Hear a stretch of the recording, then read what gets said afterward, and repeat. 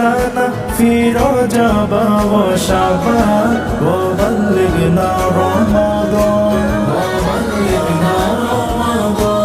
রমজানের প্রথম দশকে আল্লাহর রহমত নাজিল হয়, দ্বিতীয় দশে মহান আল্লাহ মাগফিরাতে মগ্ন হয়, গুনাহ মাফে মগ্ন হয়। রমজানের প্রথম দশকে আল্লাহর রহমত নাজিল হয়, দ্বিতীয় দশে মহান আল্লাহ মাগফিরাতে মগ্ন হয়, গুনাহ মাফে মগ্ন হয়। শেষ দশকে পাপী বান্দা, শেষ দশকে পাপী বান্দা আযাব থেকে পায় নাজাত, রহমত নাজাত।